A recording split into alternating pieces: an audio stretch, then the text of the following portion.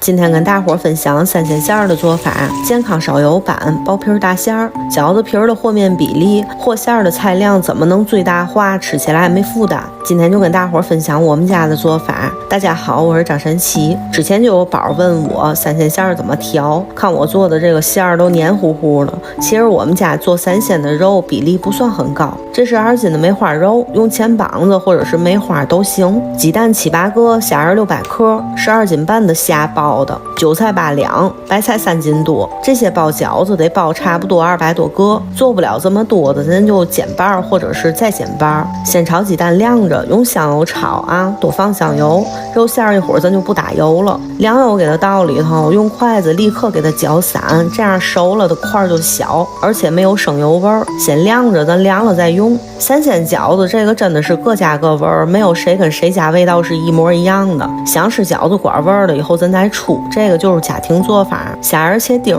韭菜洗干净切碎，白菜放不放你看个人了，你可以少放一点儿，因为有的人吃纯韭菜不舒服，放点白菜就能缓和。因为我们对象就这样，这个白菜最好用帮子，叶子咱留着做汤就行，我就都给放里了。打碎或者是剁碎，咱来点盐杀水儿，一定要给它挤得特别干，馅儿它不会出水儿，一点都不出。肉馅儿打好了，吃不了姜的，咱放小半勺的姜粉。之前有做法，五香粉是咱天津老五香面的配方，之前也发过，自个儿做一点，但是这个一定要少放。倒酱油，烧油版的三鲜馅儿的肉馅儿不打油，有韭菜这个肉馅儿你只需要调个底口，打粘上劲儿就行，葱也不用放，因为葱跟韭菜都是13酸科葱属，放不放的你吃不出来。肉馅儿打上劲儿了，再把虾倒里头，放凉了的鸡蛋碎、菜，然后咱舔一口，尝尝咸淡，再放点盐跟味精或者是鸡粉，这馅儿就打好了，不出水